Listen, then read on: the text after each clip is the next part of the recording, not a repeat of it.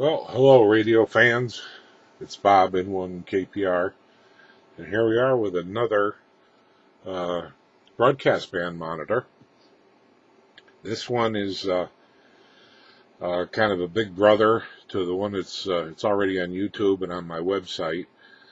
Here's an EAS digitally controlled AM, FM, and weather band monitor for the emergency alert system.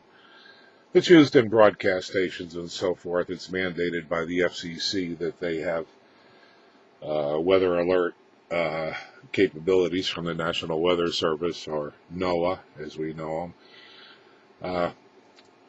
Today's unit that we're showing is a bigger brother. It's an elaboration of the first one.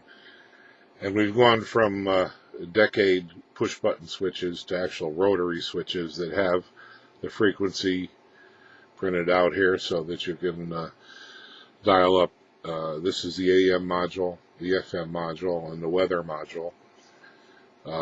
Megahertz, hundreds of kilohertz, tens of kilohertz, and so on down the line. What we've added to this unit is a mini sub-detector, if you will, that senses just a plain unmodulated carrier versus data or voice of the carrier, and that you can see in these red and yellow lights here. The colors aren't so good with this camera, but if we were to tune off frequency, you can see that there's a carrier.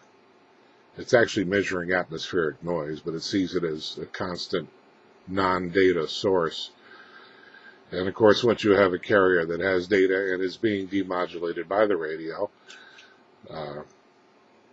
it shows up. Above each module, the AM, FM, and narrowband FM weather, we're measuring microvolts of antenna signal.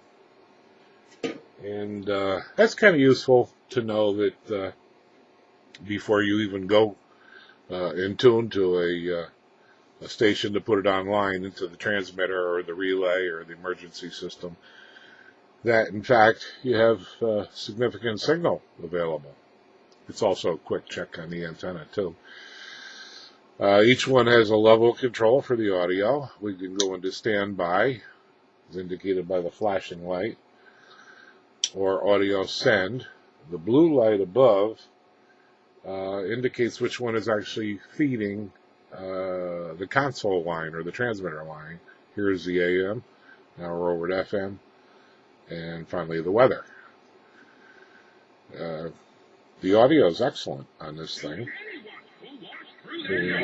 This deal's as clean as it gets. This is the AM signal. And it's guaranteed. You have the choice to add $1,500 onto your trade. We'll go over here now to the FM. Brown potatoes and potato wedges. One thing never changes at the Southampton 7-Eleven. That's the friendly service and the happy smile. And finally the weather. Sunday, mostly sunny. Highs in the lower 60s. West winds 10 to 15 miles per hour.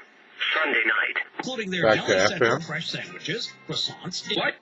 And AM. 10-year, 100,000. There's also a standby mode where nothing is feeding the console line. But you must get here by Saturday. Danbury Kia, Federal Road. It's kind of hard to see on the camera, but we have an S meter that indicates whichever one is selected. So the blue light, we're measuring 47 microvolts, as you may be able to see, is almost S9. 50 microvolts. Here's 52, but 50 microvolts would be S9 even. And a modulation meter. It's actually audio output in modulation percentages. There's also a pot for the send audio, so that regardless of how loud you're monitoring this thing,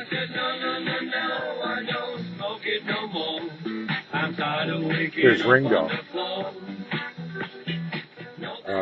Regardless of the monitor level,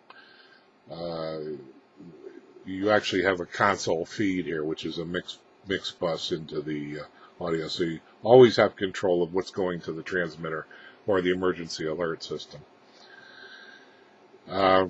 Again, you go into standby, and well, here they're all in standby now.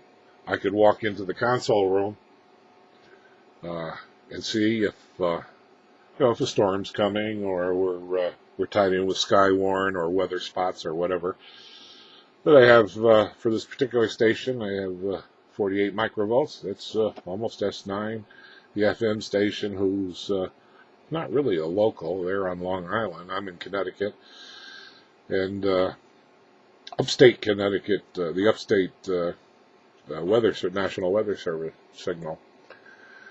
So it's again, it's an elaboration of the other one that's on my website. I'm at if you want to see more, go to Bob's America, bobsamerica.com, and look for the EAS, Emergency Alert System radios, and you'll see the EAS-1, which is a simple, plain vanilla guy with no frills. There's also a YouTube video, and we'll have this thing up there too on YouTube and on my website. It's undergoing some final tweaks right now and calibration, but it's pretty much there and done, and it's a fun little radio to play with.